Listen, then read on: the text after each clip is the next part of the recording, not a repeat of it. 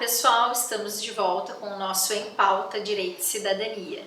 E hoje, mais uma vez, o nosso colega Carlos Eduardo, que é advogado do DAER, membro do Conselho de Tráfico do DAER, está aqui, nos cedeu um pouquinho do seu tempo para falar um pouquinho sobre esse órgão do Estado, que é super importante, mas que muita gente não sabe exatamente para que serve. Então eu convidei ele hoje aqui para falar um pouquinho sobre isso. O que é o DAER? Para que serve o DAER? O que faz o DAER, Carlos? O DAER é uma autarquia estadual, né, o Departamento Autônomo de Estradas de Rodagem. Né? O DAER ele tem uma competência bastante grande.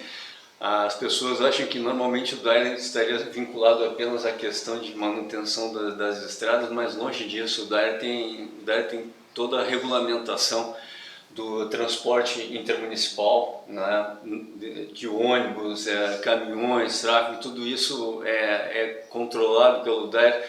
Há uma diretoria específica que só trata disso, né, que é a Diretoria de Transportes Rodoviários, hoje ela é comandada pelo diretor Lauro Hagman, que faz um trabalho excelente. E lá na Diretoria de Transportes Rodoviários existe esse órgão que é o Conselho de Tráfego, que é um órgão onde toda a sociedade está representada, né? As empresas de ônibus estão representadas, as estações rodoviárias estão lá representadas e o governo, claro. Então, é uma competência bastante larga, né, que implica desde fiscalização, né, das condições dos veículos, né, de transporte coletivo, né, idade, chassis. Por exemplo, né, não se pode ter um ônibus rodando com mais de 20 anos de uso, né, o veículo. Então, todo esse tipo de regulamentação ela é controlada pela chamada DTR, a Diretoria de Transporte Rodoviário do DAER. Né? Então ele faz também uma espécie de fiscalização, seria isso? Exatamente. E não só do transporte propriamente dito, mas também da questão dos serviços prestados pelas permissionárias e concessionárias das rodoviárias. Né? Para o pessoal entender permissionárias e concessionárias de rodoviárias, então assim, ó, por exemplo, eu tenho um município lá. Uhum. No meu município não tem rodoviária, mas tem no município do lado, porque o meu município é muito pequenininho. Uhum. Quem decide se vai ter ou não rodoviária no meu município é o DAER. Na verdade, não é o DAER, não é o DAER. Quem decide se vai haver ou não a rodoviária no seu município é o mercado. Tá? Tem que haver um particular que se interesse em participar de um processo licitatório que vai gerar uma permissão ou uma concessão para ter a rodoviária no seu município. Né?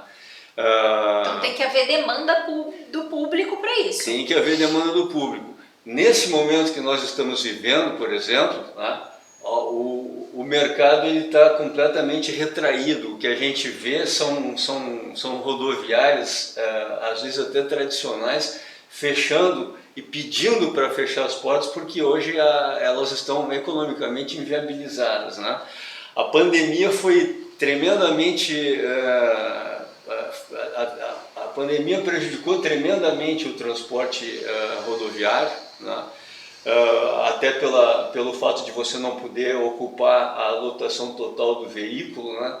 Então houve uma crise muito grande no sistema nesses últimos 2 anos. Né? Esse setor como um todo. Muito, foi um setor muito afetado, né? Esse setor de serviço. Né? Então a gente tem visto, inclusive, pedidos quase que mensalmente tem um pedido lá de uma estação rodoviária pedindo para rescindir o contrato. Né? E aí isso passa por nós no jurídico do DAER, né?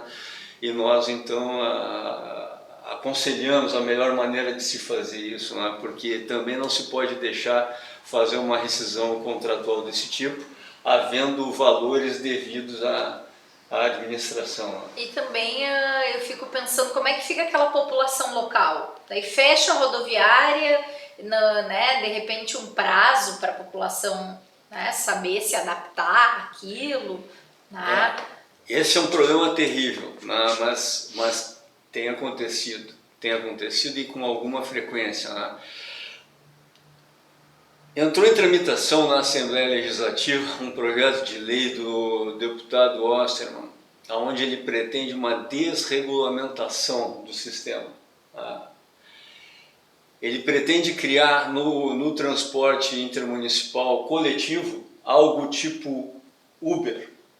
Tá? Então, a ideia é que se passe a ter um tipo de transporte de ônibus, tá, intermunicipal, sem nenhuma regulamentação, sem controle. Tá, o que eu te pergunto é o seguinte, justamente nessa questão, a gente tem uma divergência porque os profissionais de aplicativo, vamos chamar assim, né, eles dizem que eles possuem regulamentação, que eles possuem controle, e de outro lado nós temos os outros profissionais, que são aqueles que têm ali que proceder à briga por uma linha, né, manter aquela linha, que algumas vezes não gera assim tanto, gera bastante custo, mas eu tenho que manter essa linha, porque se eu quero essa linha aqui que dá mais dinheiro, né, eu tenho que manter aquela que tem menos custo. Tá? Então a gente tem essa divergência. Esses dizem que aqueles não são regulamentados e aqueles dizem que são regulamentados tanto quanto os outros. Tá?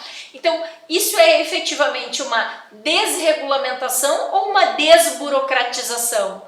A gente vai ter, para o público em geral, como é que vai ficar isso? Existe um maior risco? Não vai haver fiscalização no controle dessas linhas? Como é que fica, mais ou menos? Vamos ver se a gente pode conversar um pouquinho sobre esse projeto, ou ainda é muito cedo para falar disso? Não, já dá pra gente ir falando assim, porque as diretrizes já estão postas, né? E a ideia é que não haja controle, não haja fiscalização.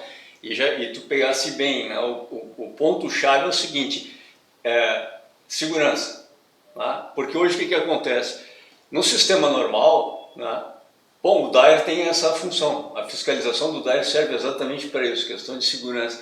Se não existir essa fiscalização, bom, o que vai ter? Eu tenho seguro, isso é muito pouco. Isso é muito pouco. Sim, porque um acidente que pode ter uma tragédia fatal, né? E outra coisa, né? Nós estamos falando de transporte coletivo. Exatamente, de muitas pessoas. Não é um táxi, né? A dimensão é bem maior, né? Então, até agora nós estamos vendo com muitas reservas esse projeto de lei aí do deputado Osterman, porque o que também nos causou bastante estranheza lá no DAER é o seguinte: o DAER não foi ouvido, não foi chamado e o projeto foi feito à revelia de quem fiscaliza o sistema. Então isso também nos causou bastante estranheza, né? Então vamos ver os próximos capítulos disso, porque ainda para o vai pessoal acontecer. Entender um pouco, né? Será que eu podia comparar isso, né? Porque eu não tive acesso a todo esse projeto e toda essa discussão, apenas ao projeto em si, tá? Alguns estados da federação, tá? Brasília, Rio de Janeiro, tem aquilo que passa uma van gritando que vai para um lugar, tá? Shopping não sei o que em Lagoa da Pampulha, né? Seria mais ou menos isso que estão querendo? Sim, mas até mesmo com veículos de maior porte, ônibus mesmo. Ônibus. Com mais de 20 lugares. Sim, com 40 lugares. Aí a gente tem uma questão de segurança. Claro que com uma van isso já é bastante complicado. A gente observa nesses estados da federação que tem isso, acidentes terríveis, né? Imagina com um ônibus. Havia até uns 2 anos atrás, havia uma ordem de serviços da Diretoria de Transportes Rodoviários do DAER que permitia que houvesse esse transporte que você está falando. Chegava lá no aeroporto Salgado Filho, né? O pessoal desembarcava lá do avião e tal, e já vinham as vans ali recolhendo o pessoal para levar principalmente para turismo na Serra, em Gramado, Canela, etc. Né? E aí já entrava ali e vamos embora, né? E aquela ordem de serviços do DAER, ela permitia isso sem guia turístico, sem lista de passageiros, sem verificação de cinto de segurança, idade dos passageiros. E aí, o diretor de transportes rodoviários, o diretor Lauro Hagemann, me consultou no jurídico sobre aquela ordem de serviços e eu disse para ele, vamos cancelar essa ordem de serviço, não tem amparo jurídico porque ela cria um privilégio para esse transporte de van, né, em detrimento de quem está sendo fiscalizado, né.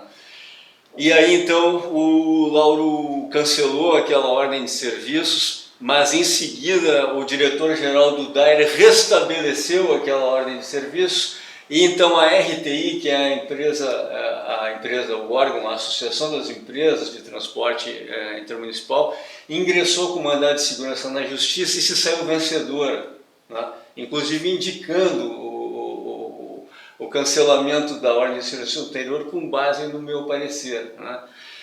E aí então se cancelou definitivamente aquela ordem de serviço e esse tipo de serviço de van que atende o aeroporto então pôde passar a ser fiscalizado e regulado pelo DAIR. Que dá uma segurança para quem utiliza esse serviço. Exatamente, exatamente. Porque a preocupação toda é segurança, esse é o grande valor que está por detrás de toda a atividade, né, de fiscalização do DAIR, é a questão da segurança da sociedade, né? Vou agradecer mais uma vez o seu tempo, Carlos. É claro que a gente gostaria de ficar aqui horas falando sobre isso, né? Até porque é uma autarquia extremamente importante que regula aí um universo de coisas que impactam diretamente na vida do cidadão, né? Individualmente, coletivamente, mas infelizmente o nosso tempo aqui é curto. Vou agradecer muito a tua participação e você aí que ficou com alguma curiosidade pode mandar um e-mail pra gente que a gente te responde.